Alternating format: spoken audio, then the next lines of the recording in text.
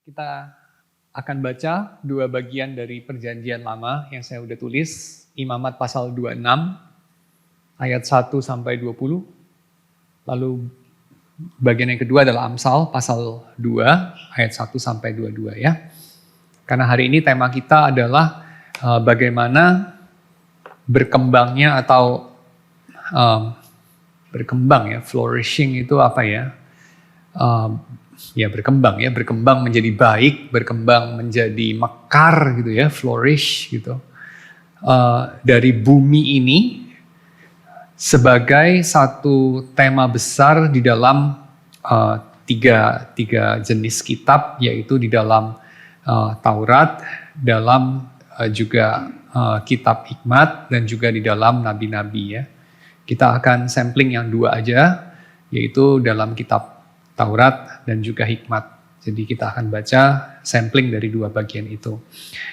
Imamat pasal ke-26, ini bagian yang terkenal mengenai berkat dan kutuk. Bagian kutuknya panjang banget ya, kita nggak akan baca semua bagian kutuknya, supaya saudara dapat idenya aja secara gambaran besar. Jadi kita hanya baca 26, Imamat 26 ayat 1 sampai dengan 20.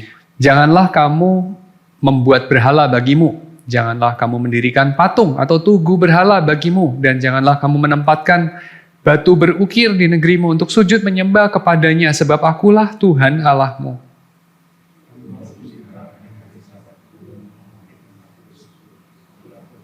Jika kamu hidup menurut ketetapanku dan tetap berpegang pada perintahku, serta melakukannya, aku akan memberi kamu hujan pada masanya, sehingga tanah akan memberi hasilnya, dan pohon di ladang memberi buahnya.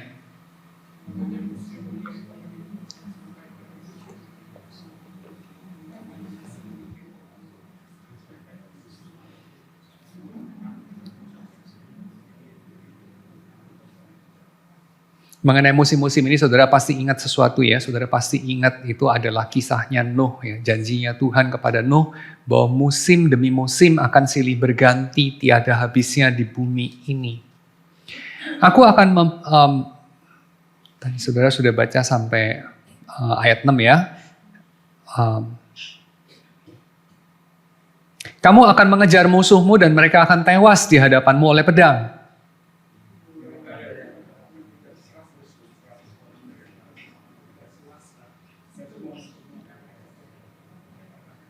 Aku akan berpaling kepadamu dan membuat kamu beranak cucu, serta bertambah banyak. Dan ini saudara pasti ingat Kejadian 1 ya. Dan meneguhkan perjanjianku dengan kamu.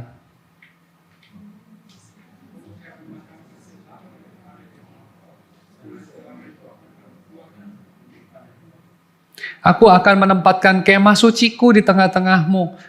Tabernakel Tuhan itu akan ada teman-teman mereka ya. Jadi ini mengingatkan saudara pasti akan Wahyu pasal ke-21, 22. Saudara pasti ingat juga mengenai seluruh Torah nanti Tuhan hadir di tengah-tengah umatnya ya.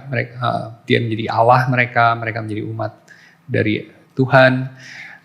Aku menempatkan kemah suciku di tengah-tengahmu. Hatiku tidak akan muak terhadapmu.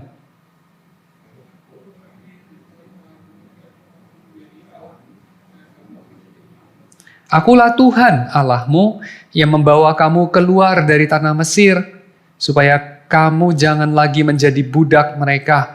Aku telah mematahkan kayu kuk, tanda perhambaan ya, di atasmu dan membuat kamu berjalan tegak.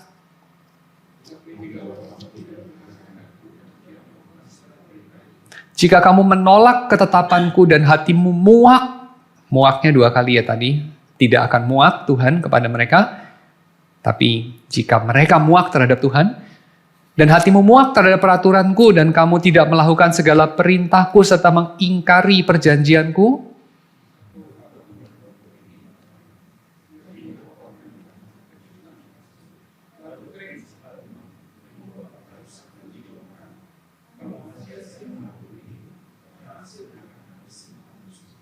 menabur benih dengan sia-sia, ini mengingatkan kita sama Kejadian 3 ya pasti ya. Jadi Adam itu menabur benihnya, mengolah tanah, tapi tanah tidak menghasilkan apa-apa ya. Onak dan duri saja. Kurang lebih itu. Aku akan menentangmu sehingga kamu akan dikalahkan oleh musuhmu. Mereka yang membencimu akan menguasaimu dan kamu akan lari. Padahal tidak ada orang yang mengejar kamu.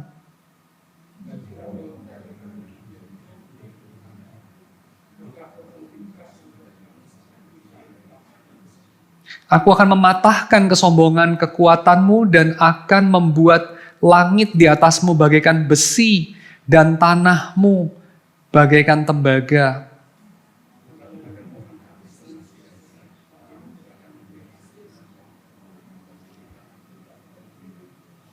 Persis ya gambaran dari Kejadian pasal 3 itu ya.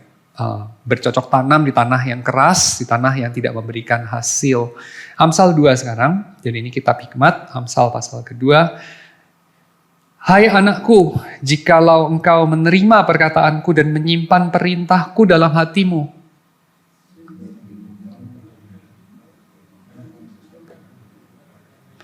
Ya, jikalau engkau berseru kepada pengertian dan bersuara memohon kepandaian,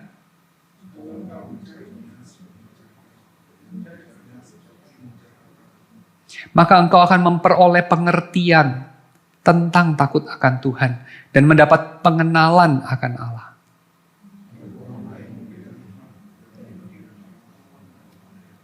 Ia menyediakan bahan pertimbangan bagi orang yang jujur, menjadi perisai bagi orang yang tidak bercela hidupnya.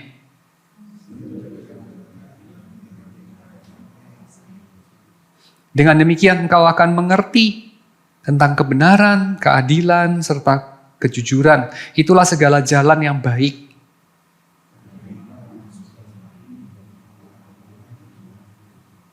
Kebijaksanaan akan memelihara engkau, kepandaian akan menjaga engkau.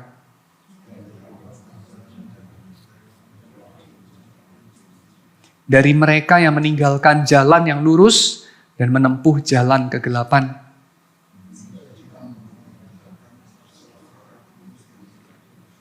Yang bengkok jalannya dan menyimpang perilakunya.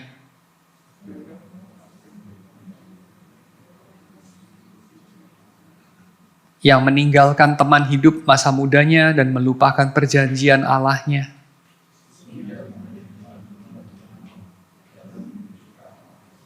Semua orang yang datang kepadanya tidak kembali lagi dan tidak mencapai jalan kehidupan.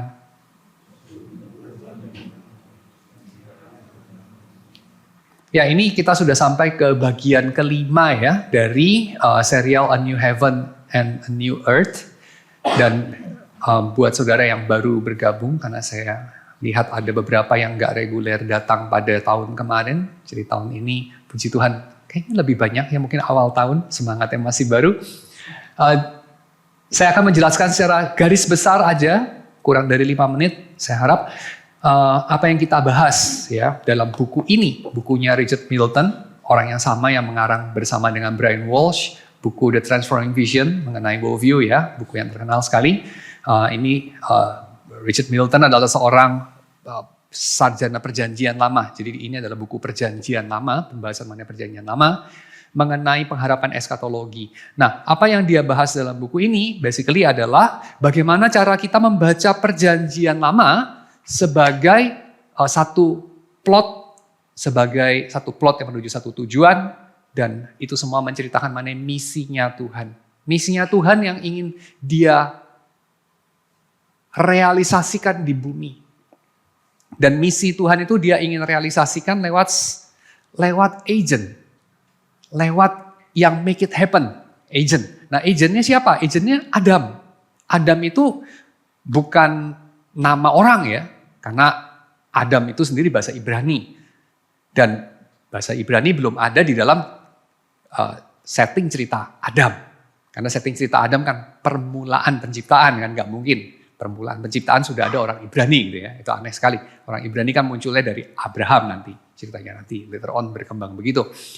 Jadi Adam itu sendiri artinya dalam manusia, jadi ini jelas simbolik ya, walaupun Adamnya ada ya, tapi nama Adam itu simbolik. Adam itu artinya manusia. So Tuhan mengirim manusia mewujudkan kehendaknya di bumi. Mengingatkan kita orang perjanjian baru sebagai jadilah Tuhan kehendakmu di bumi seperti di surga. Ya, so itu basically sama itu. Satu cerita aja. Tuhan ingin kehendaknya jadi di bumi, tapi pakai manusia. Nah, tapi cerita ini adalah cerita yang gak mulus seperti semua cerita ya. Semua cerita itu gak ada ceritanya kalau linear. A, B, C selesai gitu ya. Gak linear. Pasti ada permasalahannya. Ya, something happen on the way to heaven, kira-kira gitu ya. Pasti harus ada itunya. Ada resistensinya, ada problemnya. Nah, problemnya itu apa? Nanti kita lihat dalam Kejadian 3. Adam gagal, Adam memberontak. Jadi Adam dikasih tugas, tugasnya itu adalah, kita tahu itu ya, ada 5 tugas penciptaan, yaitu apa? Beranak cuculah, bertambah banyaklah, penuhilah bumi, taklukkanlah itu, memerintahlah di atasnya. 5-5-nya dia tidak lakukan, 5-5-nya dia gagal lakukan. Jadi kehendak Tuhan tidak jadi di bumi. Oke, lalu kemudian Tuhan mengirimkan Abraham. Lewat Abraham, nanti segala bangsa itu hal yang sama yang dirujuk, yaitu Adam, ya, segala bangsa, umat manusia. Lewat Abraham, umat manusia, Adam, segala bangsa akan mendapat berkat. Apa itu istilah mendapat berkat? Bisa melakukan kehendak Tuhan di bumi. Mengisi bumi dengan kehidupan. Mengisi bumi dengan shalom. Kira-kira itu. Jadi Abraham ini ceritanya nggak terpisah dari cerita Adam, dari cerita umat manusia, dari cerita bangsa-bangsa. Ya. Tapi Abraham juga gagal. Kita tahu Abraham tidak mengisi bumi ini dengan shalom. Karena Abraham juga gagal menjadi berkat bagi bangsa-bangsa. Dia jadi kutuk buat Fir'aun. Dia jadi kutuk buat Abimelek. Jadi Abraham tuh gagal. Lalu kemudian Tuhan membangkitkan siapa? Tuhan membangkitkan keturunan Abraham ya. Ishak, Yakub, dan kemudian Yusuf, dan kemudian seterusnya ceritanya berlanjut Israel. Ya, yang disebut Israel di sini. Mulai dari Musa, ya, Yosua, sampai ke siapa? Raja-raja Israel. Ya, Saul, Daud, Salomo, sampai ke Omri, sampai ke mana ya, sampai raja yang terakhir, semuanya gagal. Tugasnya Israel apa? Untuk mengembalikan apa yang gagal dilakukan Abraham, yaitu menjadi berkat bagi bangsa-bangsa. Menggenapkan janji Tuhan sama Abraham. Itulah tugasnya Israel. Berhasil nggak Israel? Nggak, gagal. Jadi Abraham gagal, Israel gagal. Maka Tuhan pada akhirnya, Ibrani pasal 1 ayat 1-3, pada zaman akhir, setelah dengan pelbagai cara Tuhan menyatakan diri ya, dalam sejarah keselamatan, pada akhirnya Tuhan menyatakan diri lewat anaknya yang tunggal, yang lebih tinggi dari segala malaikat, tapi turun lebih rendah dari malaikat, dan seterusnya, Yesus. Dan Yesus berhasil nggak untuk menolong umat Tuhan, supaya umat Tuhan menjadi berkat bagi segala bangsa? Berhasil Yesus. Ya, jadi Abraham gagal, Israel gagal, baik Musa, Yosua, raja-raja, semua gagal, tapi Yesus berhasil. Sehingga umat Tuhan, anak-anak Abraham, nanti ini yang disebut anak-anak Abraham nggak lagi orang Israel. Ya, tapi segala bangsa itu sekaligus menjadi anak-anak Abraham. Itu pada akhirnya memang menjadi berkat bagi Adam. Menjadi berkat bagi segala bangsa. Sehingga Adam, manusia, akan mengisi dunia ini dengan shalom. Ya, kira-kira begitu. Tapi kita belum nyampe ke situ. Kita belum nyampe kepada Yesus. Kita baru nyampe kepada Israel, khususnya nanti pada zaman raja-raja. Lalu raja-raja Israel ini, ini cerita panjang ya, berkali-kali raja 1, diganti raja 2, diganti raja 3, semuanya gagal. Tapi sementara mereka sedang ada di dalam tempat yang paling gelap, mereka terpuruk banget, Tuhan mengirimkan nabi-nabi. Ya, Tuhan mengirimkan orang-orang bijaksana menolong raja-raja ini. Samalah ceritanya. Ya, nah ini yang pada periode ini yang kita akan bahas pada malam hari ini. Ya, secara garis besar dulu, jadi ada Kitab Torah tadi yang kita baca, diwakili sama kitab Imamat, lalu kemudian ada juga kitab Hikmat diwakili sama Amsal. Ya, tentu saudara bisa pikirkan keempat kitab Torah yang lain. Ya, saudara juga bisa pikirkan kitab-kitab Hikmat yang lain, kayak misalnya Pengkhotbah misalnya yang saya bahas beberapa masa yang lalu. Ya, bisa juga Ayub ya dan segala macam. Tapi saya ambil cuplikan aja itu ya, Imamat sama Amsal. Nah, kitab Torah dalam hal ini Imamat dan juga kitab Hikmat dalam hal ini Amsal, itu sebenarnya dua kitab yang dalam hal ini paralel. Mereka itu punya kesamaan. Apa samanya? Samanya adalah sama-sama menyatakan kepada umat Tuhan apa yang Tuhan inginkan untuk manusia lakukan. Norma-norma bagi kehidupan dan bagi berkat-berkat. Ya. Norma-normanya. Aturan mainnya itu yang dinyatakan. Dan itu dikontraskan dengan apa? Dikontraskan dengan jalan menuju kematian. Jadi baik Torah maupun kitab-kitab Hikmat, ya ini sekarang kita masuk kepada bukunya ya. Jadi baik Torah, kelima kitab Musa ya, maupun kitab Hikmat, itu sama-sama mengkontraskan dua jalan. Yaitu jalan yang ujungnya kepada hidup dan jalan yang ujungnya kepada mati. Yang disebut mati di sini bukan cuma sekedar jantungnya berhenti, hidup bukan sekedar jantungnya nyala gitu ya, bukan. Tapi yang disebut mati di sini hidupnya itu nggak ada artinya. Hidupnya dipimpin sama kesia-siaan, dipimpin sama obsesi, sama kompulsi, sama kecanduan, ya, sama murderous rage, sama ketakutan, sama iri hati, sama macam-macam lah, ya. Itu sama aja dengan mati. Hidup bukan cuma sekedar jantungnya nyala, tapi hidup adalah hidupnya itu diisi dengan ucapan syukur, dengan sukacita, dengan dia bisa punya hikmat, dia mengetahui apa yang harus dikerjakan dengan baik, dan seterusnya dan seterusnya. Ya, itu disebut sebagai hidup. Nah, Torah membentangkan dua hal itu. Kitab-kitab Hikmat juga membentangkan kedua hal itu. Ya, kita lihat dalam Imamat pasal 26 yang tadi, istilah yang dipakai di dalam Torah adalah urusan berkat dan kutuk. Ya, jadi Torah itu menyatakan umat Tuhan atau Israel itu diberkati Tuhan. Itu artinya sama aja dengan mereka punya hidup. Mereka dikutuk sama aja dengan mereka itu menuju kepada kematian.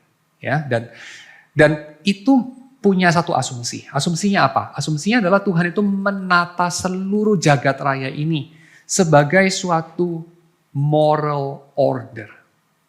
Bukan cuma cosmic order, tapi ada moral ordernya.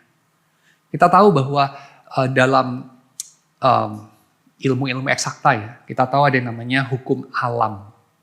Hukum gravitasi, ada hukum hidrostatika, ada hukum misalnya kelembaman, ada hukum soal kelistrikan, macam-macam ya. Ada hukum, dan hukum itu sesuatu yang objektif, sesuatu yang gak tergantung mood kita, sesuatu yang kita bisa andalkan. Bisa jadi peta, mapping, ya itu di dalam ilmu eksakta mengenai benda-benda. Dan kita sangat mengandalkan itu. Kita dengan confident ada di sini di ruangan ini, padahal di atas kita kan ada struktur yang banyak banget ya, bertonton itu ya.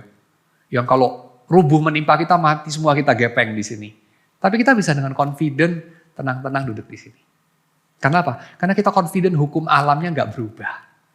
Dari dulu, sekarang, sampai selamanya hukum alamnya kurang lebih begitu. Konstanta jagat raya ini kalaupun drifting, bergeser, sedikit banget lah. Nggak ada artinya, kira-kira begitu ya. Jadi persamaannya masih berlaku tuh, waktu dulu ngitung struktur ini. Nggak bakal roboh. Ya kira-kira begitu. Gak mut-mutan Tuhan itu. Gak mut-mutan alam semesta ini. Jagat raya ini reliable. Tapi dalam hal materi.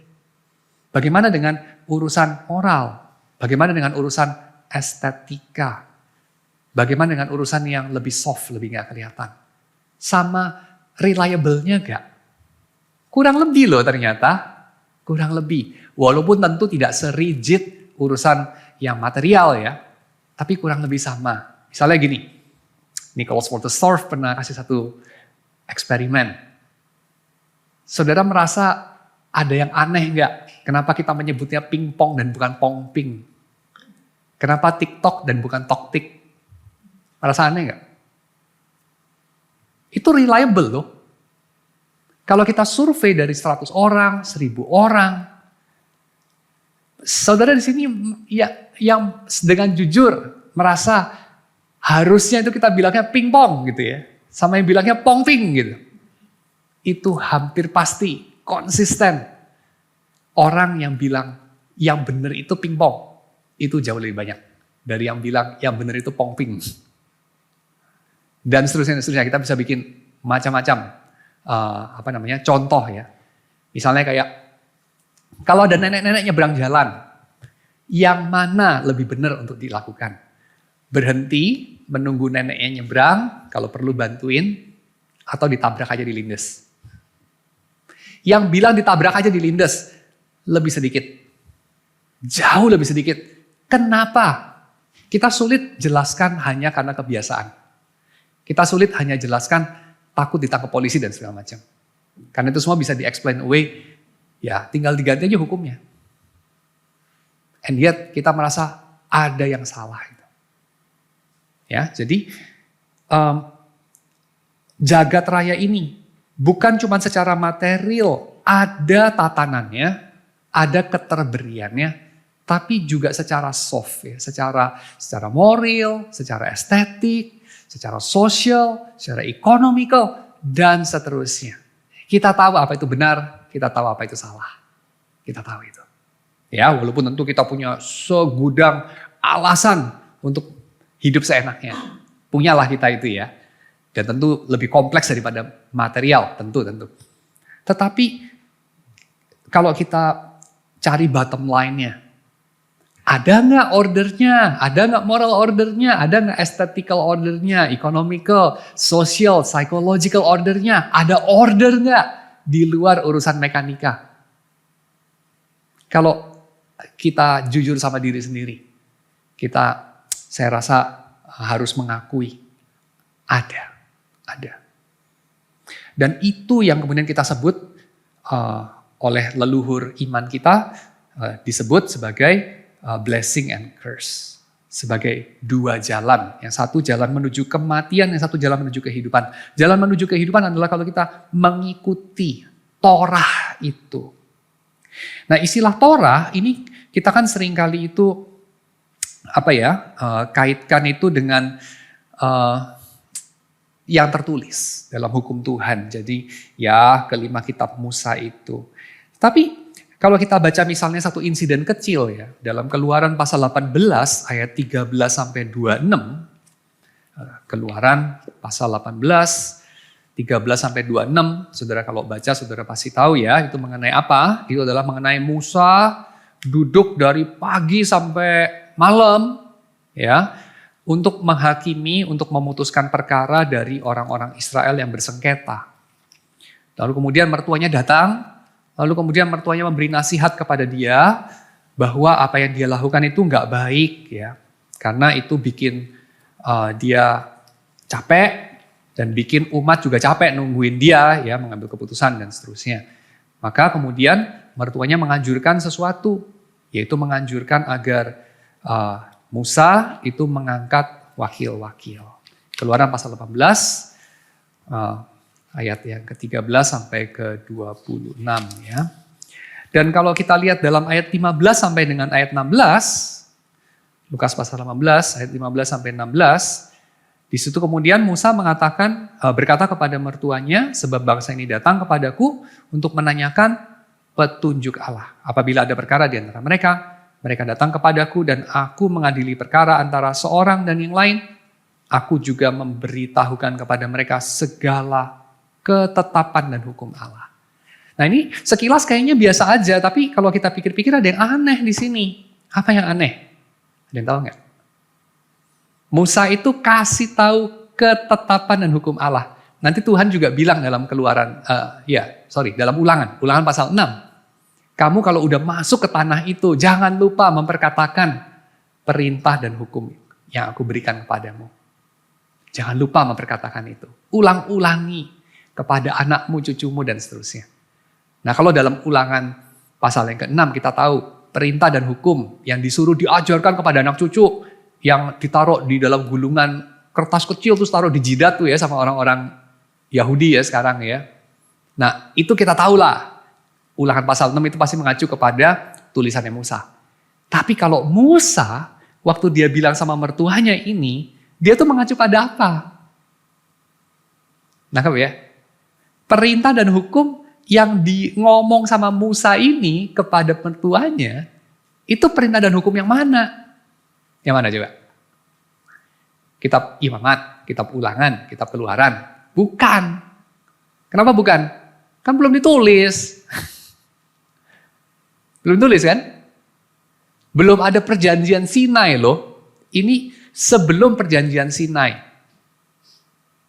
10 hukum itu baru nanti pasal 20. Ini masih pasal 18. Jadi perintah dan ketetapan yang mana? Tapi istilah yang dipakai itu adalah Torah dalam bentuk jamak. Aku harus memberitahu kepada mereka Torot, ya, dalam bahasa Ibrani. Torot. Sama itu, Torah, instruksi Tuhan. Instruksi yang mana? Jawabannya instruksi yang sama dengan yang dikatakan oleh Yesaya dalam Yesaya pasal 28. Yesaya pasal 28, saudara kalau buka ya, saudara kan tahu itu Yesaya pasal 28 ngomong soal apa? Coba Yesaya pasal 28 ayat 24 sampai 25.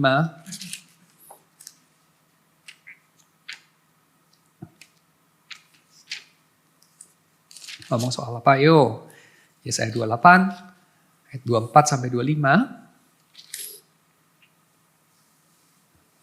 Setiap harikah orang membajak, mencangkul dan menyisir tanahnya untuk menabur? Bukankah setelah meratakan tanahnya, ia menyerakkan jintan hitam dan menebarkan jintan putih, menaruh gandum berjajar dan jelai pada tempatnya dan sekoi di pinggirnya? Ia telah diajari cara yang tepat dan diberi petunjuk oleh Allahnya. Sebab jintan hitam tidak diirik dengan eretan pengirik, roda gerobak tidak dipakai menggiling jintan putih, tapi jintan hitam ditebah dengan galah, jintan putih dengan tongkat, dan seterusnya, dan seterusnya. Lalu ayat 29 disimpulkan sama penulis Yesaya, kebiasaan ini pun berasal dari Tuhan semesta alam. Ia ajaib dalam keputusan dan agung dalam kebijaksanaan. Itu Torotnya, itu Torahnya. Torah di sini jadi mengacu pada apa? Torah di sini tentu mengacu kepada wahyu umum. Urusan segala kebenaran berasal dari Tuhan. Segala kebenaran tentu adalah kebenaran Tuhan. Dan di sini kita tidak melihat pemisahan yang artificial antara wahyu umum dan khusus di sini.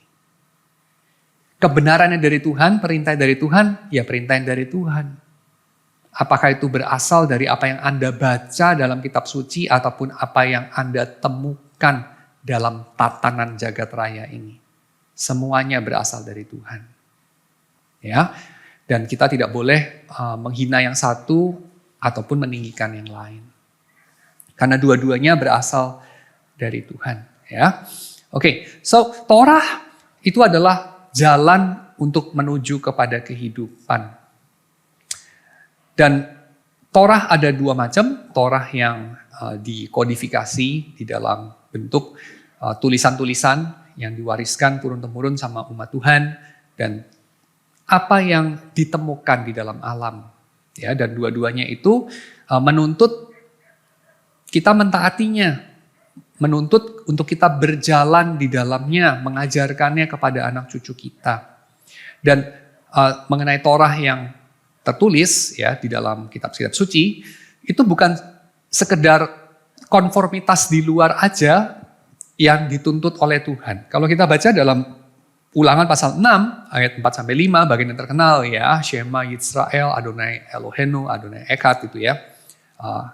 Dengarlah hai umat Israel, Tuhan itu Allahmu, Dia itu Esa ya dan seterusnya. Kasihilah Dia dengan segenap hatimu ya, dengan segenap kekuatanmu dan seterusnya. Kita tahu bahwa Tuhan itu bukan cuma menuntut konformitas secara permukaan, tapi Tuhan itu menuntut kesetiaan politis dari dalam. Tuhan itu menuntut kesetiaan kepada hukum Tuhan itu jauh dari dalam hati kita. Sehingga kita bisa mengatakan bersama-sama dengan Shakespeare ya, to thine own self be true. Ketika kita mentaati hukum Tuhan. Gak ada perbenturan antara otentisitas diri kita menjadi diri kita dengan kita menuruti hukum Tuhan. Gak ada perbenturan itu. Kenapa? Karena Tuhan itu menuntut kita itu bukan sambil menyumpah-nyumpah ya, sambil bersungut-sungut menuruti kehendak Tuhan dalam langkah kaki kita, langkah tangan kita, ucapan kita. Enggak, Tuhan enggak menuntut itu. Tuhan enggak kepengen kita begitu. Ya. Tuhan itu bukan kayak orang tua yang seneng anaknya itu setidaknya masih ke gereja. Walaupun hatinya enggak tahu lah ada di mana. Walaupun ke gereja ya sekedar nggak tega aja sama orang tuanya. Nggak pengen bikin mama nangis lah. Mama udah kasihan gitu ya ngelahirin gue. Waktu gue remaja juga bikin dia susah dan segala macam. Udahlah kasih dia senang. Dia bisa lihat pemandangan gue di gereja. Gue aktif lah ikut paduan suara. Gue lakukan ini. Ya sampai dia mati aja. Dia udah mati ya udah gue bebas. Banyak orang seperti itu ya. Karena dia mengasihi ibunya. Dan kemudian ibunya merasa terhibur sedikit. Menghidupi delusi ya. Delulu is the solulu, bukan cuma anak alfa ya. Tapi juga orang-orang tua kadang-kadang begitu. Dia menghidupi delusi aja. Anak gue masih ke gereja setidaknya. Anak gue gak cerai setidaknya. Anak gue gak narkoba setidaknya. Di depan gue setidaknya. Ya gak apa-apa lah. Tapi itu ilusi. Dan Tuhan sih tidak punya cita-cita secetek itu ya sama kita. Dia itu kepengen kita melakukannya dari dalam. Dia kepengen kita being authentic ketika menuruti dia. Dan itu bukan cuma dari perjanjian baru doang. Kita kadang-kadang pikir kayak, oh ya kan nabi-nabi perjanjian lama bilang ya nanti waktu New Covenant itu aku akan menggantikan hatimu ya. Jadi hati yang baru, rohmu menjadi roh yang baru. Aku akan menuliskan hukum itu di dalam hatimu, nggak lagi dalam batu di luar, tapi dalam hatimu sendiri. Maka dalam perjanjian baru nanti orang akan menuruti Tuhan dari dalam hati. Tapi dalam perjanjian lama sih enggak. Tuhan menuntutnya itu umat Israel pokoknya melakukan di luar udah cukup gitu. Enggak. Dari perjanjian lama pun Tuhan adalah Tuhan yang sama. Dia menginginkan hal yang sama dari umatnya. Cuman umat manusia gagal melulu. Yesus berhasil. Dan Yesus mengerjakan di tengah kita sesuatu yang kemudian akan mengubah kita menjadi umat yang menuruti Tuhan seperti Tuhan menginginkan kita. Nah itu. Ya itu poinnya. Jadi tuntutan dari sejak perjanjian lama itu udah merupakan konformitas segenap hati. Dari dalam kita mengasihi Tuhan, mencari kehendaknya, ingin mengenal Dia dan melakukan kehendaknya. Ya. Dan Tuhan tuh pengen kita menuruti 10 hukum Tuhan itu dan segala yang tertulis dalam Torah, walaupun baik itu Torah secara tertulis dalam perjanjian lama maupun Torah yang dalam hukum alam ya, Torah yang dalam wahyu umum. Tuhan tuh pengen kita menurutinya itu sebagai respon ucapan syukur. Dari apa itu? Misalnya kita bisa lihat dalam Keluaran 20 ya, ayat 2-3, prelude dari 10 hukum itu. Yaitu apa? Akulah Tuhan Allahmu yang membawa engkau keluar dari Mesir, dari rumah perbudakan. Menuruti Torah itu kenapa? Karena dulu kita budak, sekarang kita orang bebas. Itu sebabnya kita mesti menuruti Torah Tuhan dari dalam hati kita. Saya ingat ada satu ungkapan ya, yang mengatakan kalau kamu mengetahui sesuatu yang salah, kamu tahu dalam hatimu ada sesuatu yang salah, kamu jangan menabrak itu. Jangan melakukan sesuatu yang kamu sendiri tahu itu salah. Nggak pernah bagus konsekuensinya. Nah itu kurang lebih sama ya, masih inline dengan itu. Yaitu apa? Yaitu dalam hati setiap kita, Tuhan itu menanamkan satu bibit untuk membedakan yang benar dan yang tidak benar. Dan ketika kita berjalan melawan itu, yang terjadi adalah kita menabrak serat-serat kehidupan itu sendiri. Maka tidak heran kalau kemudian kita menuai hasilnya yang menyengsarakan hidup kita sendiri. Karena jalan kita itu jalan yang menuju kepada kematian dan bukan kepada kehidupan. Makanya Tuhan membebaskan umat Israel dari perbudakan di Mesir, itu menjadi satu paradigma dari seluruh peristiwa penyelamatan, paradigma dari seluruh missio Dei, misinya Tuhan melalui manusia untuk mewujudkan kerajaan atau order di bumi ini. Oke, itu mengenai Torah ya. Lalu kemudian mengenai kitab hikmat. Mengenai kitab hikmat tadi kejadian Amsal pasal 2 kita udah baca ya. Amsal itu juga mengakarkan nasihat-nasihat hikmatnya itu di dalam penciptaan. Jadi pengetahuan itu hanya merefleksikan struktur realitas saja gitu. Ya, jadi ada ontologi tertentu, apa itu ontologi? Deskripsi mengenai realitas tertentu yang dibentangkan sama Alkitab. Dan ontologi apa? Ontology of love, of course. Ya, bukan ontology of evil, bukan ontology of destruction, tapi ontology of love. Dan ontology of love inilah yang menjadi dasar dari kitab hikmat. Jadi hikmat itu mengasumsikan bahwa sejenis pencipta tertentu yang menciptakan semua ini. Ada karakter penguasa tertentu yang menghuni dan memerintah jagat raya ini. Asumsi-asumsi itu yang dipakai, yang beroperasi dalam kitab-kitab hikmat. Bahwa realitas ini keluar dari, terpancar dari bijaksana. Tuhan itu mendasarkan penciptaan, segala realitas ini, segala keberadaan di atas kebijaksanaan. Melalui kebijaksanaan dia menciptakan semuanya ini. Dan Tuhan sendiri yang menciptakan semuanya adalah Tuhan yang berbijaksana. Ya, Yeremia pasal 10 ayat 12 misalnya. Jadi itu menjadi satu asumsi dasar dari seluruh kitab hikmat ya. Kita bisa lihat misalnya contoh yang lain dalam Amsal pasal 8. Amsal pasal 8 ayat 22 sampai 31. Kita buka aja ya, Amsal pasal 8. Ayat yang ke-22 sampai 31. Ketika penulis Amsal ngomong soal hikmat, dia mengatakan begini.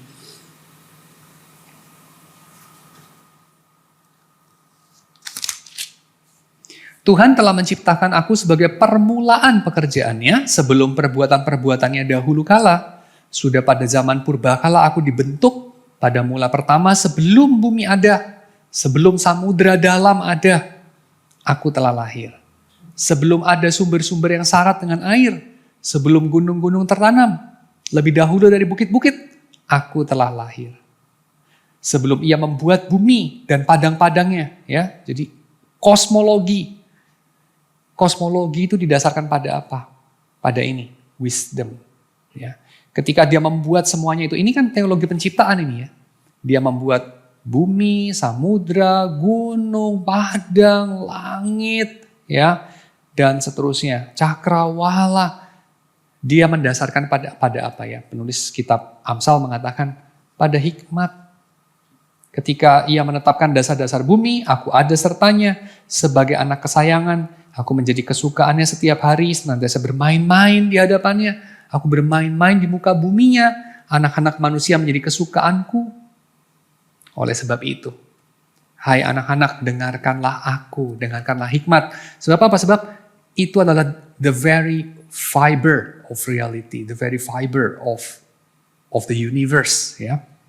Jadi struktur keberadaan, serat-serat keberadaan itu adalah bijaksana Allah itu sendiri.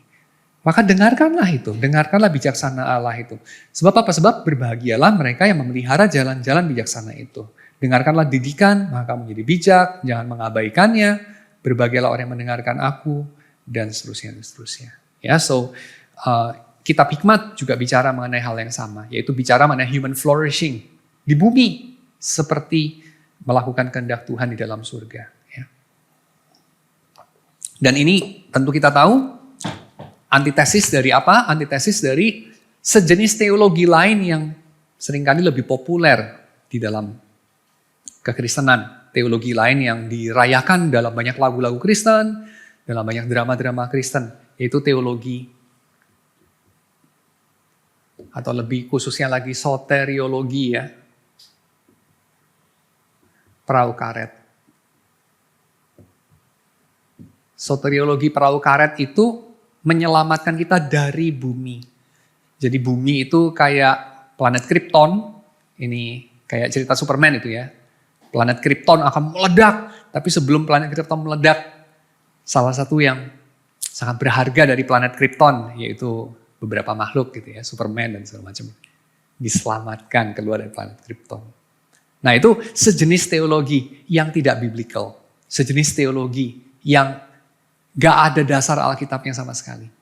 Sejenis teologi yang sama sekali gak mencerminkan teologinya Paulus, tapi lebih dekat sama Plutarch, ya, lebih dekat sama Plato, sama-sama P ya, tapi beda banget.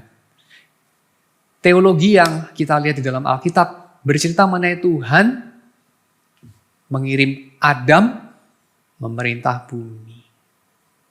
Bumi yang dihancurkan sama Adam, bumi yang diisi dengan kejahatan sama Adam, bumi yang diisi dengan kejahatan sama anak-anak Adam, tapi yang oleh juru selamat yang dari Tuhan, Mesias yang dari Tuhan, ya, dan namanya sendiri adalah Tuhan menyelamatkan, Yahweh saves, ya, Yesus itu namanya sama dengan Yosua ya, artinya Yahweh saves, dipulihkan, sehingga Adam kembali kepada fungsinya, yaitu mengisi bumi ini dengan segala kebaikan. Nah itulah yang dipulihkan. Dan disitulah kita melihat bahwa baik kitab Torah maupun kitab Hikmat sama-sama bercerita mengenai hal itu. Dan sama sekali nggak cerita mengenai ini ya. Jadi teologi perahu karet atau soteriologi perahu karet ini sama sekali asing dari Alkitab. Ya. Tidak bercerita mengenai itu. Lu kalau rajin-rajin mencari hikmat, mencari pengenalan akan Tuhan, nanti lu masuk surga. Nggak ada itu di dalam Alkitab. Ya, yang ada adalah nanti kamu akan beroleh hidup. Nanti kamu akan melihat ada hidup di bumi ini. Kamu akan bisa menikmati sejenis kehidupan yang diimpose sama Tuhan kepada anak-anak manusia. A kind of life imposed on men. Ya, itu yang kamu akan nikmati. Itu yang kamu akan jalani. Oke. Skop pembahasan dari kitab-kitab Torah dan kitab Hikmat ya, kalau kita perhatikan, kelima kitab Musa, Amsal, Ayub, Pengkhotbah, apa sih skopnya? Skopnya ada 3 ya secara dunia manusia, yaitu skop personal, skop familial, dan skop national. Ya, jadi skopnya adalah relasi antar pribadi, relasi dalam keluarga, dan relasi dalam kebangsaan. Dan topiknya apa aja yang dibahas? Topik yang dibahas segala sesuatu di bawah matahari. Keluarga, keadilan, pekerjaan, hutang piutang, mengenai pakaian, mengenai perumahan, mengenai seks, mengenai peperangan, mengenai pendidikan, mengenai penyembahan kepada Tuhan, mengenai perdagangan. mengenai keindahan dan segala sesuatu. Ya, di bawah matahari itu skopnya. Demikian juga dengan kitab nabi-nabi. Ya. Sekarang saya pakai waktu sedikit bicara mengenai kitab nabi-nabi. Kitab nabi-nabi adalah bicara kritik. Kebalikannya ya, kritik. Kalau kitab hikmat dan juga Torah menggariskan secara preemptif sebelum pelanggaran.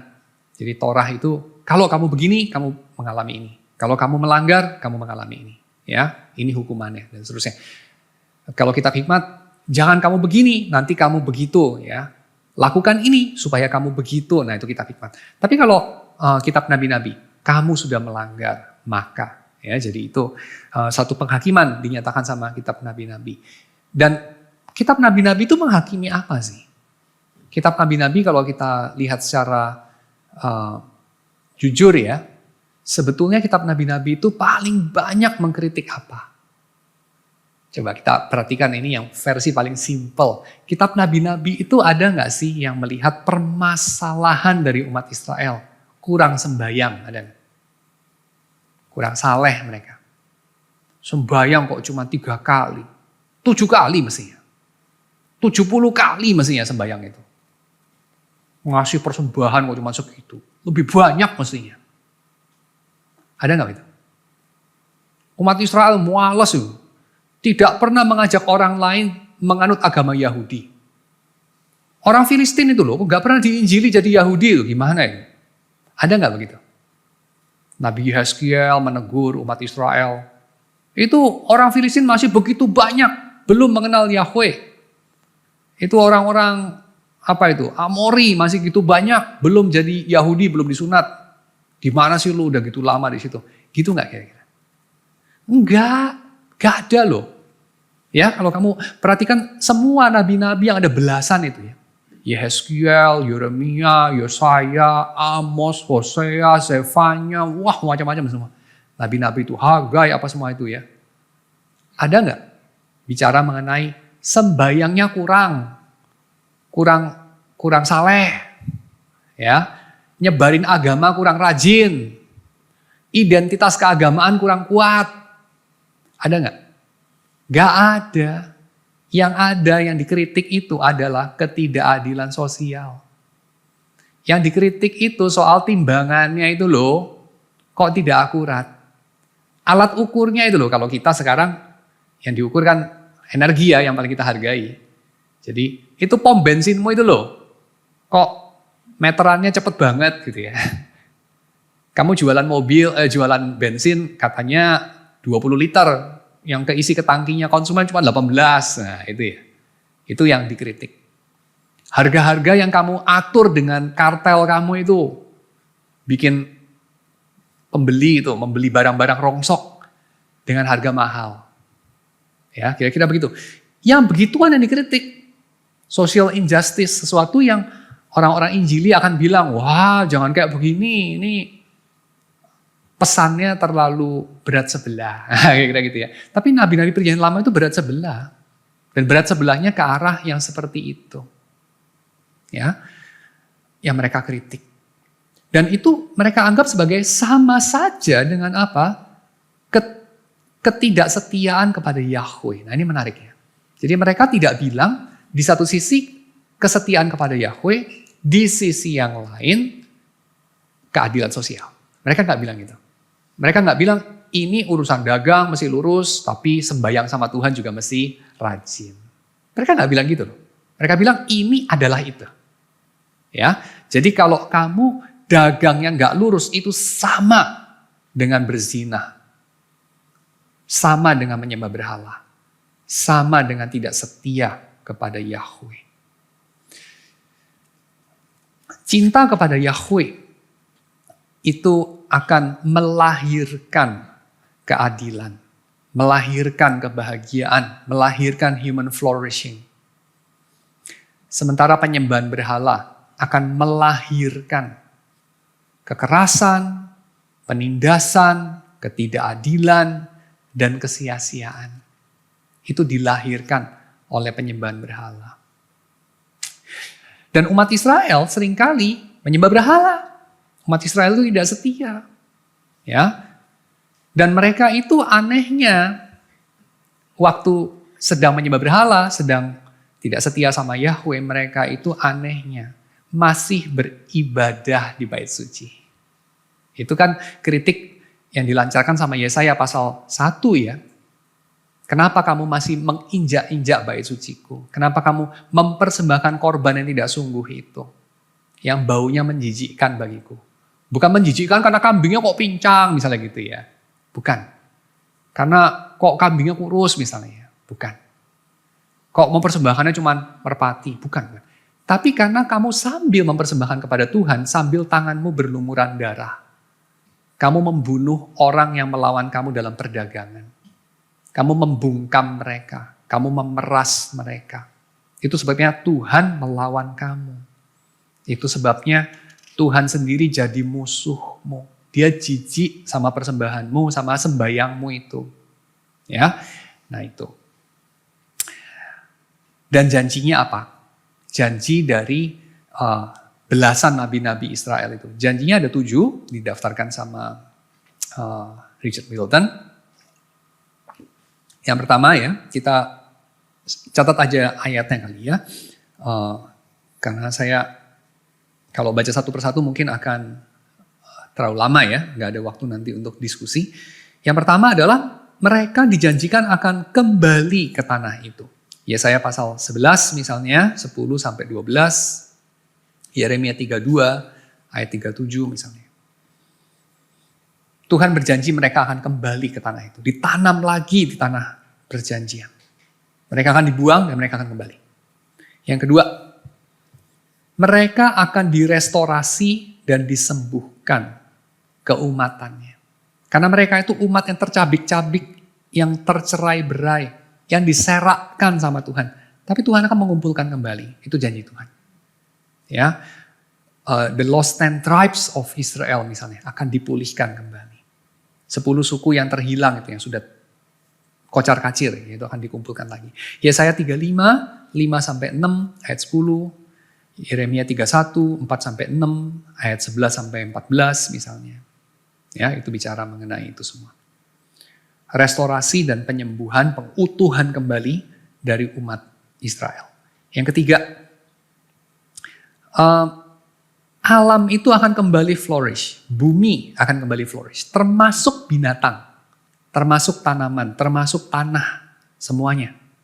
Ya, jadi penyelamatan manusia gak pernah cuma manusia, termasuk lingkungannya. Jadi itu ibarat kayak apa ya?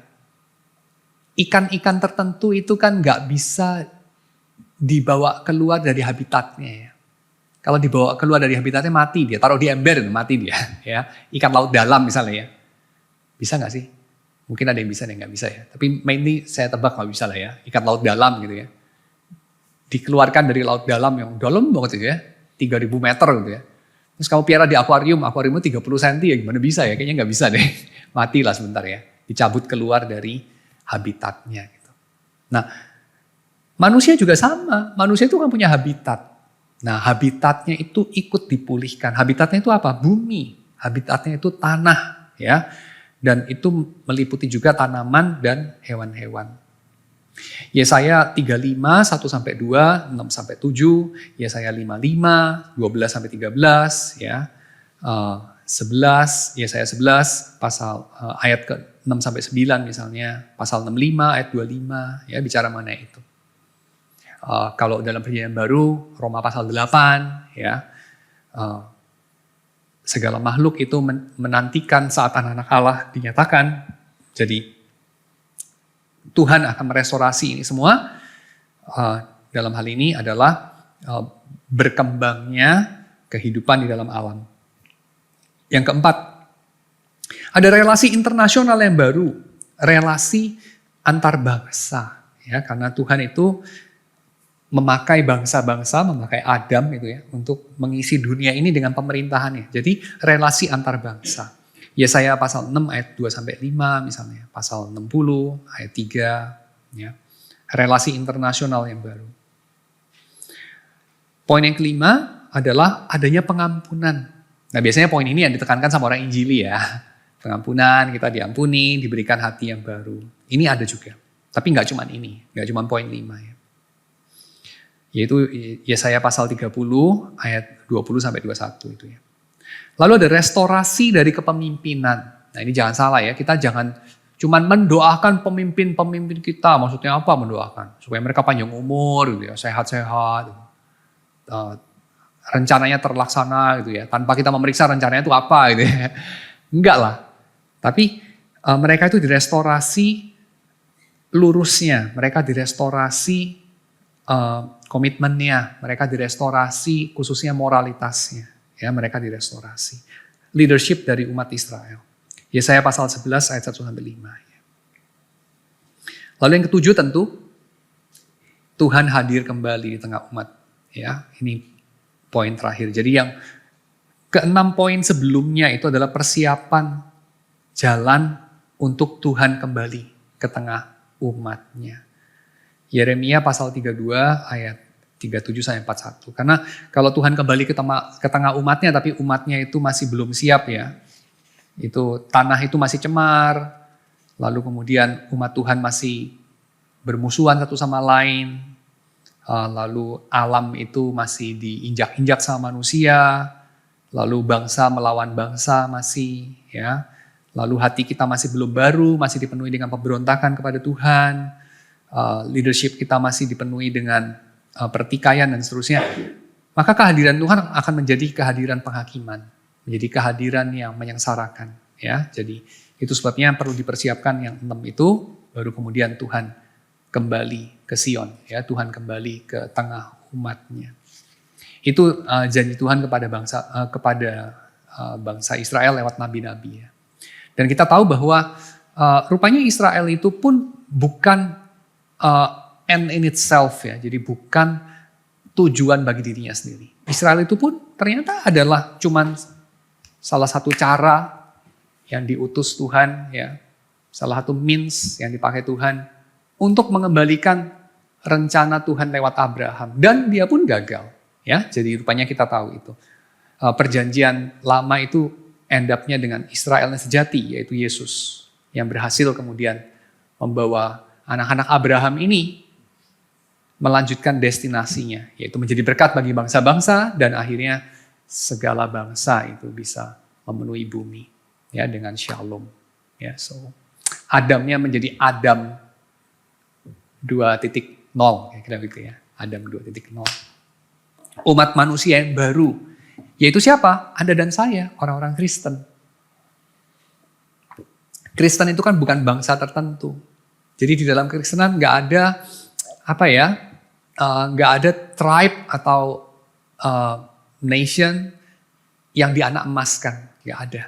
Kita ini entitas yang internasional banget, ya, entitas internasional. Jadi gerakan internasionalis itu ya.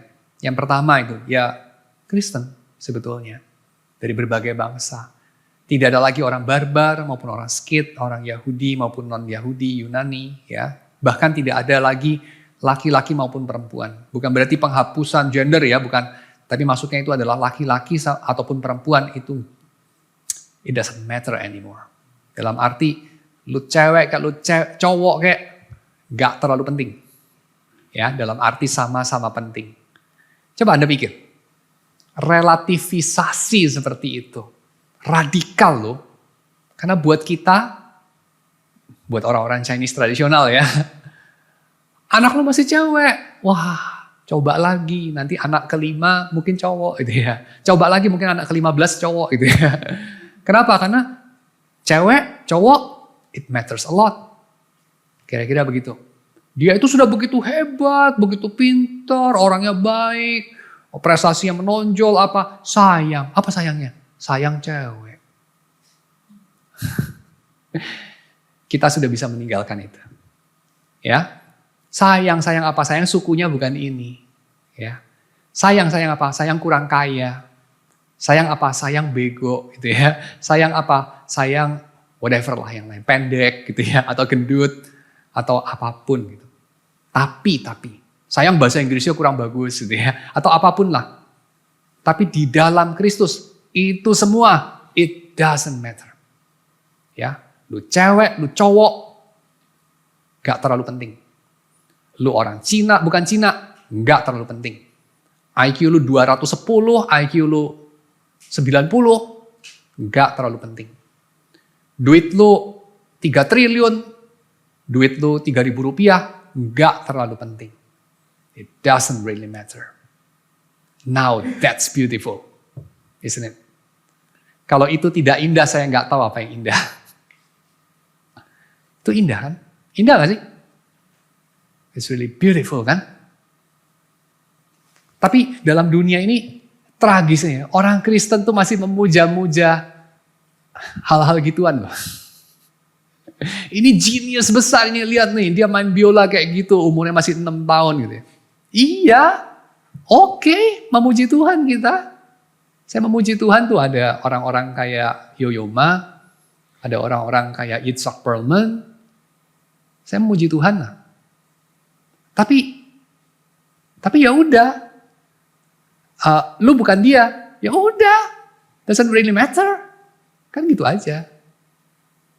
So, saya rasa kita dalam banyak hal itu ya, menyembah berhala itu. Dalam banyak hal kita tuh tidak menghidupi kekristenan. Sayang sekali. Sayang sekali. Ya. Oke, so itu. Jadi saya simpulkan kira-kira adalah apa? Baik Torah maupun kitab hikmat maupun kitab nabi-nabi bercerita mengenai kembalinya kemuliaan Tuhan ke dalam seluruh ciptaan lewat Adam. Ya. Kita bisa coba untuk menelusuri dari pertanyaan ini. Alternatifnya apa ya? Alternatifnya apa? Jadi misalnya ya, kita coba bikin nuance lebih banyak ya. Alternatif dari Tuhan dari Tuhan bikin alam semesta ini. Alternatifnya dia nggak bikin, kan itu ya. Yang kedua, alternatif dari dia menyelamatkan alam semesta ini. Alternatifnya dia nggak menyelamatkan. Jadi dia bikin tapi nggak menyelamatkan. Itu ya. Atau yang ketiga, alternatif dari dia menyelamatkan lewat Abraham, Israel, Yesus gitu ya. Alternatifnya dia mungkin langsung menyelamatkan lewat Yesus gitu ya. Jadi langsung kayak Yesus muncul di Kejadian pasal 4 gitu ya. Kan itu. Coba kita telusuri satu persatu ya. Ada nggak di dalam Alkitab jawaban atas Tuhan itu kenapa sih bikin jagat raya ini dan bukan nggak bikin gitu ya? Dan jawabannya adalah nggak ada. Secara langsung nggak ada penceritaan itu. Karena yang diceritakan adalah Tuhan itu langsung udah bikin gitu. Nggak ada cerita kayak dia mikir-mikir, bikin nggak ya gitu, nggak ada itu. Ya, langsung udah bikin dia. Nah, jadi kita hanya bisa secara tidak langsung mencari tahu jawabannya. Dan kira-kira jawabannya kalau kita cari dari tradisi ya, salah satu tradisinya itu adalah tradisi Agustinian. Jawabannya adalah karena Tuhan itu cinta. Because God is love. Sehingga dia love us into being. Tuhan itu mencintai jagat raya ini sampai jadi ada. He loves us into being. Itu. Jadi kenapa dia repot-repot bikin instead of kagak bikin? Jawabannya karena dia itu kasih. Kok bisa ya? Oh karena begini. Kasih itu kan to will the good of the other. Jadi menginginkan, mengusahakan, menderita karena seseorang atau sesuatu yang lain. Sehingga yang lain itu bisa mengalami kebaikan. Nah sebelum semuanya ini ada, dia melakukannya satu sama lain. Bapak kepada anak, anak kepada bapak, dan seterusnya ya. Tapi ketika dia menciptakan jagat raya ini, dia melakukannya dengan suatu objek yang tadinya gak ada jadi ada. Gitu. Allah yang bukan kasih gak akan bikin itu. Allah yang bukan kasih gak capable bikin itu. Gak akan ingin bikin itu. Misalnya dalam cerita Ancient Near East ya. Kenapa sih dewa-dewa itu bikin manusia? Karena mereka butuh budak. Karena mereka butuh makan. Karena mereka nggak suka kerja. Kayak kita bikin robot ngepel. Karena kita nggak suka ngepel, kita perlu ngepel. Tuhan itu nggak bikin kita karena dia butuh kerja kita, tapi dia nggak kepengen kerja itu sendiri. Enggak. Karena dia bisa bikin semuanya simsalabim aja kok. Ya kan? Jadi kita bisa deduce dari situ. Kenapa dia bikin ini semua? Jawabannya karena dia adalah kasih. That's it. He loves us into being. Tapi nggak secara langsung Alkitab jawabnya. Lewat penceritaan, ya, lewat secara nggak langsung deh. Gitu. Lalu udah semuanya ini ada, dari nggak ada, lalu jatuh, lalu kenapa diselamatin dan bukan dibiarin aja? Jawabannya sama juga. Jawaban dari soteriologi, dasar dari soteriologi. Karena Allah adalah kasih. Karena begitu besar kasih Allah akan dunia ini, bukan karena begitu besar kasih Allah akan umat pilihan, gitu ya, atau karena begitu besar kasih Allah akan manusia, gitu ya, tapi karena begitu besar kasih Allah akan kosmos, akan dunia ini. Maka dia memberikan kepada dunia ini anak yang tunggal supaya mereka yang percaya kepadanya tidak binasa. Gitu. Jadi He saves us by His love. Gitu. He loves us into life. Kira-kira begitu ya. Itu yang kedua. Lalu kemudian ketiga, kenapa jawabannya mesti berliku-liku gitu ya? Cara nyelamatinnya mesti berliku-liku gitu. Kan dia udah tahu lah kira-kira ujungnya pengen selamat gitu ya. Kan bisa aja simsalabim selamat gitu ya. Jawabannya sama. Untuk mengekspresikan kasihnya. Kalau dia simsalabim bikin manusia langsung kayak tobat gitu ya. Atau dicegah jadi gak berdosa gitu. Kan udah langsung gitu ya. Gak perlu, bahkan gak perlu sampai ada kejatuhan dulu terus diselamatin lagi. Repot banget gitu ya. Dicegah aja gak usah jatuh gitu. Again jawabannya sama. Karena dia adalah kasih gitu. Itu cara yang lebih maksimal menunjukkan dia mengasihi. Agak mirip sama apa ya? Saya bisa analogikan mungkin dengan ini kali ya.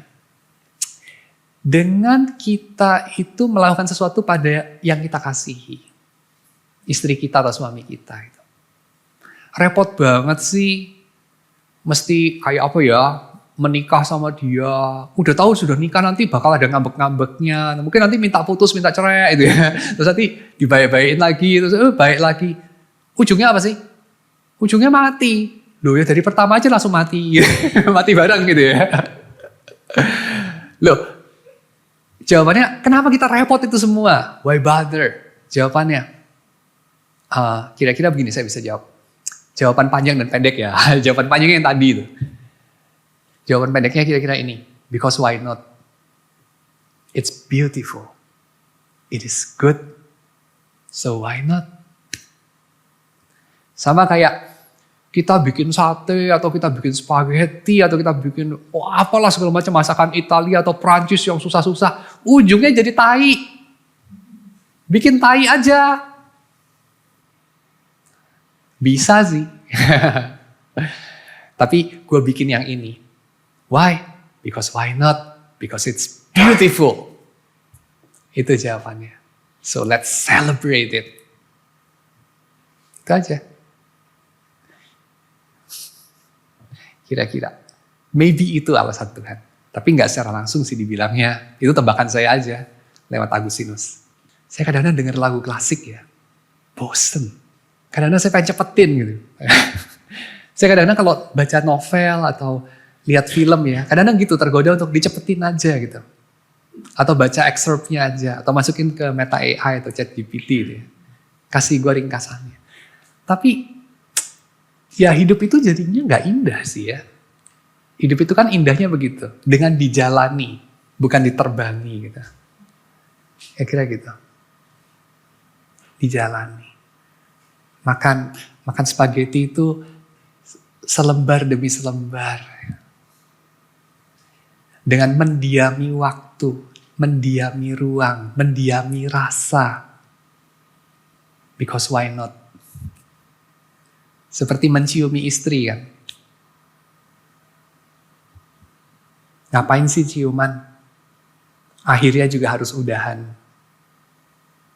Because why not? Kalau dari seluruh rangkaian rencana Tuhan gini ya kepada bumi. Dan ini kan tercantum dalam Alkitab. Mengapa sekarang ini lebih populernya itu yang soteriologi perahu karet itu, Pak?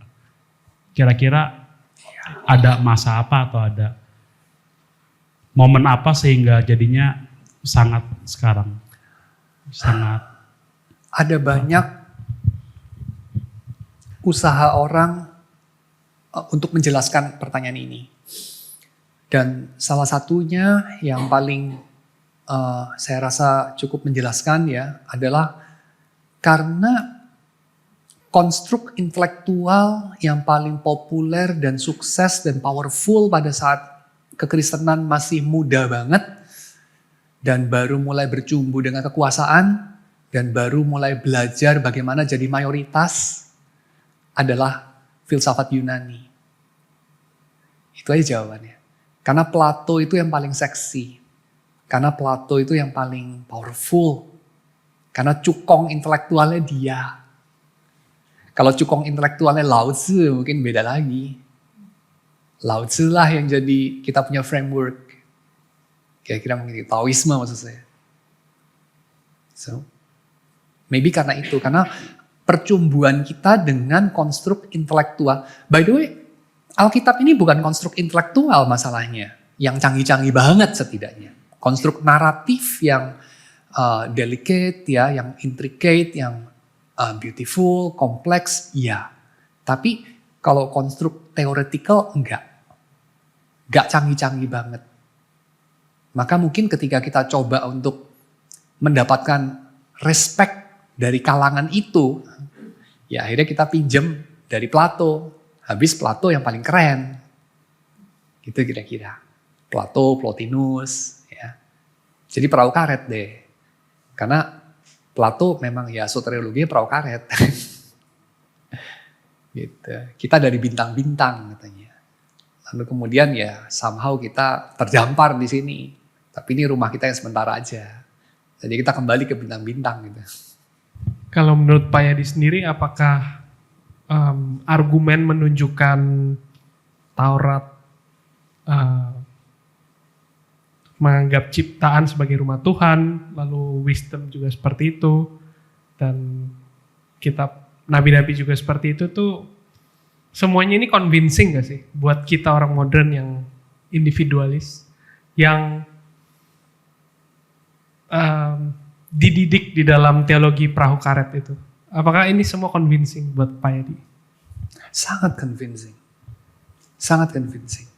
Karena saya masih ingat banget ya, saya nanya sama guru agama saya waktu saya SMA kelas 2. Pak, anjing di surga ada nggak? Dia cuma ketawa doang. Jadi dia jawab dengan ketawa. Wah, kamu ini ada-ada aja. Tapi nggak jawab gitu ya. Sialan juga nggak jawab sama dia. Ya convincing buat saya. Karena menjawab kita punya deep longing. Mengenai connection. Mengenai buat apa lantas Tuhan menciptakan ini semua. Misalnya. Dan kenapa ceritanya begitu di dalam Alkitab. Menjawab lebih banyak hal.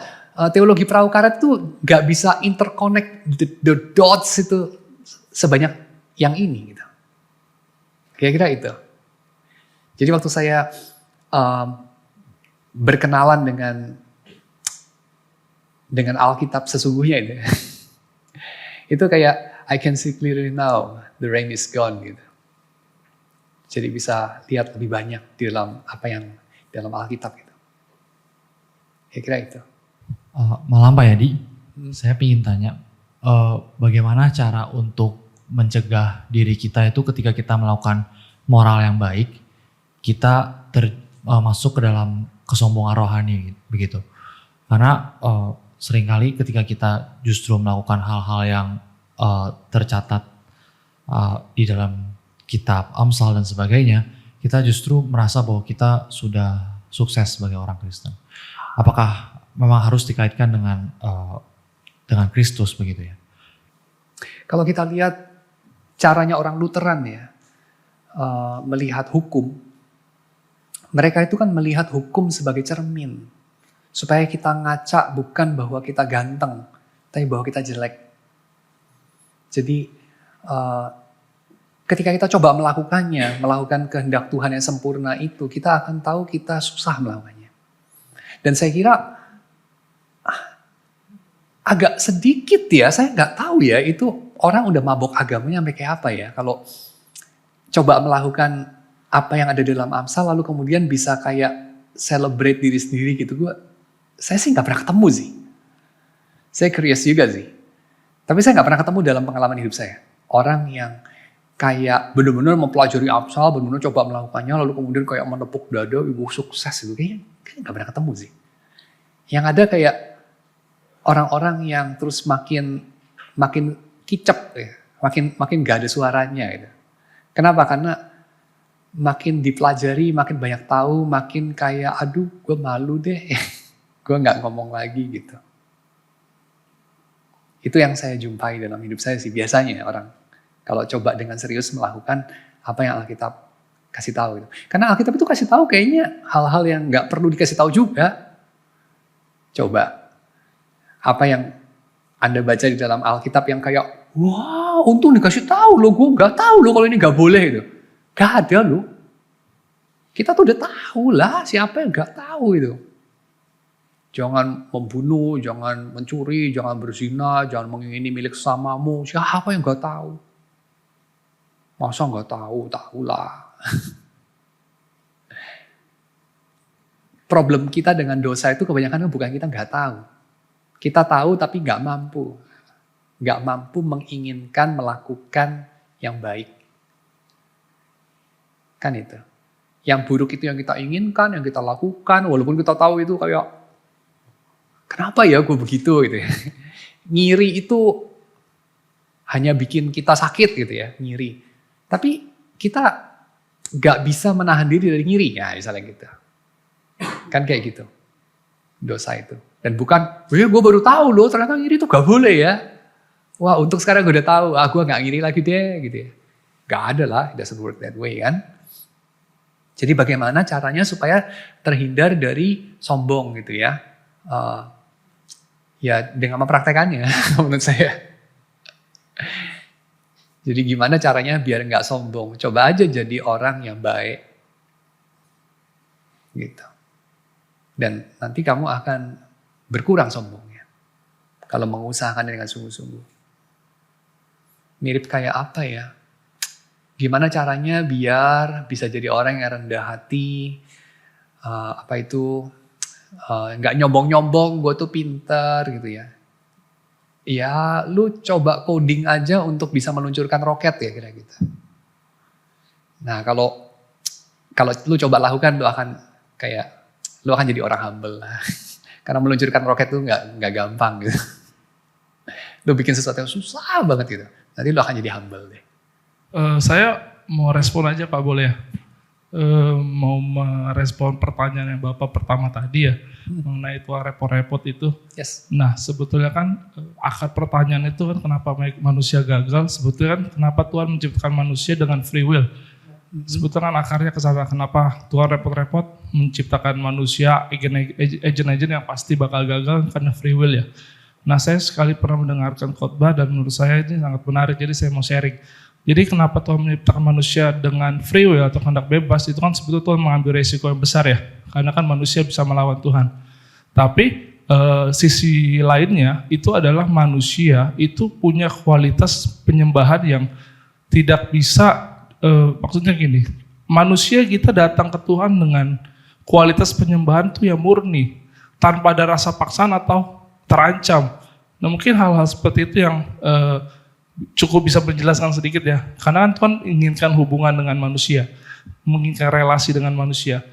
Kalau seperti di Perjanjian Baru kan di Yohanes kalau saya nggak salah, Tuhan mencari penyembah-penyembah benar yang menyembah dalam roh dan kebenaran. Sebab Bapa menghendaki demikian, kurang lebih seperti itu. Jadi mungkin sharing sedikit itu aja. Terima kasih. Ya, ini namanya free will defense. Jadi trik ini namanya free will defense secara standar. Dan dipakai oleh orang-orang seperti Molina, seperti Leibniz, ya, dan banyak apologet yang lain untuk menjelaskan mengenai dosa, menjelaskan mengenai banyak hal lah dalam hidup kita. Dan ya ini adalah sesuatu yang agak baru. Jadi di dalam kira-kira mungkin 500-600 tahun ini baru mulai muncul. Dan didasarkan kepada idea mengenai freedom yang agak lebih sederhana daripada idea mengenai freedom yang terdahulu. Tapi tentu ini bukan tidak mengandung kesulitan. Ada banyak kesulitannya. Ya. Jadi misalnya freedomnya direduksi menjadi freedom to choose. Jadi bebas itu adalah bebas untuk milih di antara dua pilihan yang bertolak belakang. Dan itu bukan satu-satunya skenario, dan itu kayak bukan satu-satunya cara memahami bebas. Gitu. Bebas itu memangnya cuma bebas untuk milih, nah itu ya. Tapi memang menjadi make sense ketika coba dijelaskan dengan sederhana seperti itu. Tapi nanti ada buntutnya yang lain yang terus jadinya dilema yang lain muncul gitu. Ya, jadi misalnya diantaranya itu ya adalah kalau kita ngomong soal memangnya manusia itu benar-benar bisa bebas ya, misalnya gitu. Waktu dia milih benar-benar bisa netral, dia milih di antara dua pilihan ya misalnya. Atau yang kedua, manusia itu kan nggak bebas untuk memilih dia ada apa nggak ada gitu misalnya. Kan dia nggak bebas untuk dia memilih apakah dia bebas atau nggak bebas. Misalnya. Kan dia nggak bebas untuk itu gitu. Misalnya kalau kita ngomong kepiting nggak punya kebebasan kayak manusia. Nah manusia kenapa nggak jadi kepiting aja? Nah itu dia bebas milih itu nggak? Kan enggak misalnya. Dan seterusnya. Nah ini banyaklah dilemanya yang lain. Tapi memang dia menjawab yang hal-hal yang dia bisa jawab. Gitu.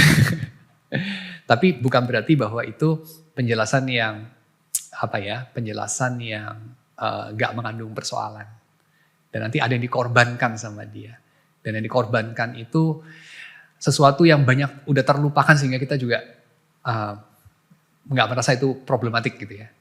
Dan itu nanti kita bisa recover kalau kita mempelajari konsep kebebasan atau konsep mengenai kehendak yang lebih tua. Misalnya kalau kita bandingkan Molina sama Aquinas misalnya. Aquinas itu lebih versi yang terdahulunya gitu ya. Yang memahami soal will itu lebih kompleks. Dia pakai misalnya antropologi Aristotle yang lebih kompleks daripada nominalisme yang dipakai sama Molina.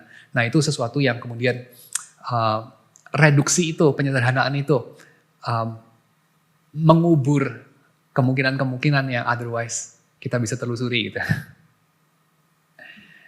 Nah itu misalnya. Tapi memang kemudian bisa menjelaskan ya misalnya kayak oh ya gampang aja. Karena Tuhan itu kepengen kita jadi makhluk yang bebas. Makanya ada resikonya, ada kejahatan, makanya bisa jadi kompleks dan segala macam itu ya. Sehingga waktu kita mencintai Tuhan, itu pun bisa sejati gitu kan. Karena benar-benar makhluk yang bebas memilih untuk mencintai makhluk yang lain. Nah itu baru benar-benar cinta yang sejati. Kalau dia mau nggak mau mencintai, dia robot yang memang diprogram untuk mencintai, wah itu bukan cinta yang sejati kan misalnya gitu ya. Yang paling sederhana. Tapi itu penyederhanaan juga. Ya kira gitu. Ya tapi thank you sharingnya. Oh oke. Penasaran aja, kepengen tahu bedanya hukum tabur tuai sama hukum karma. Oh iya, memang ada samanya ya. Ada samanya tapi beda. Jadi samanya, pertanyaannya udah.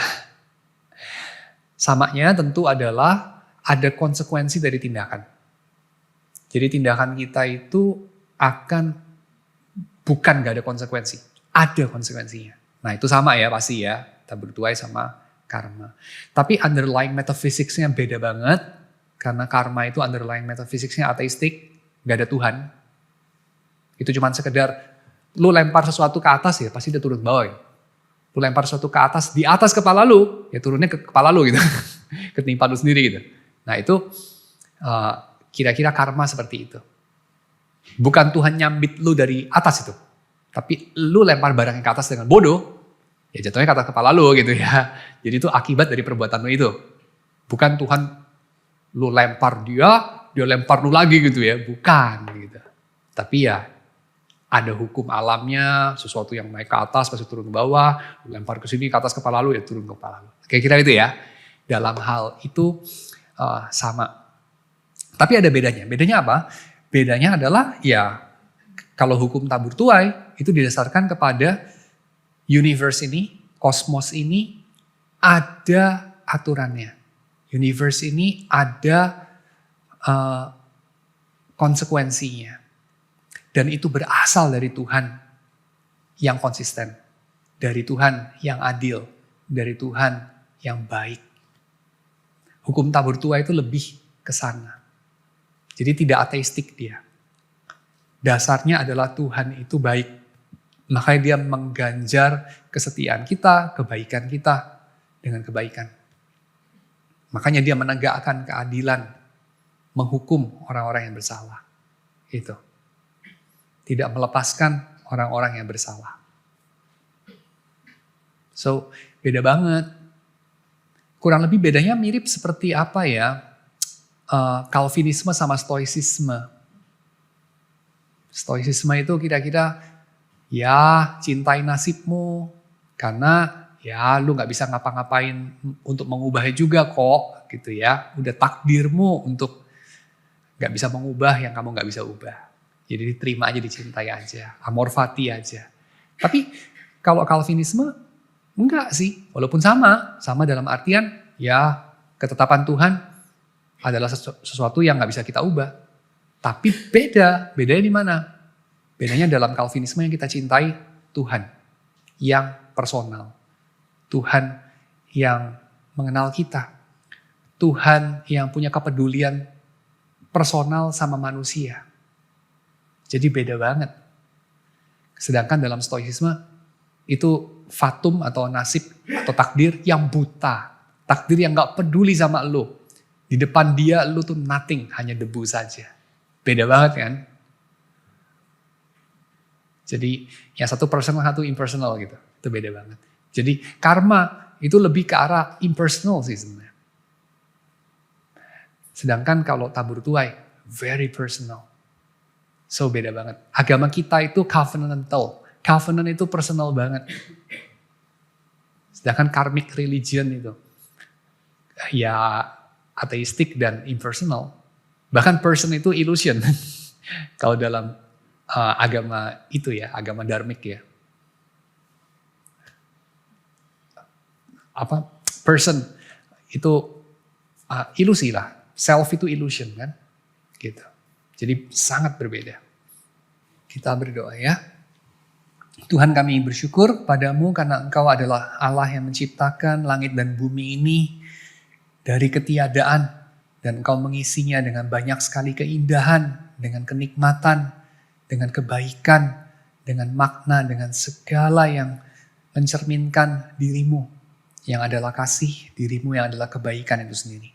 Kami menyerahkan setiap kami dalam tangan Tuhan, Engkau yang sudah menciptakan kami, setiap sel dalam tubuh kami, Engkau yang menopang kami, satu orang demi satu orang dengan nafas yang berasal dari Tuhan. Engkau sendiri yang mengenal kami, jalan kami. Kiranya Engkau yang terus menuntun kami, sehingga kami ini yang sudah dibeli dengan harga begitu mahal, yang sudah ditebus dari kesia-siaan, dari kegelapan, dari kematian, kami ini boleh mengisi hari-hari kami di bawah matahari dengan ucapan syukur. Karena kami mengingat siapa Engkau yang sudah menebus kami. Engkau yang sudah membeli kami. Engkau yang sudah menghidupkan kami.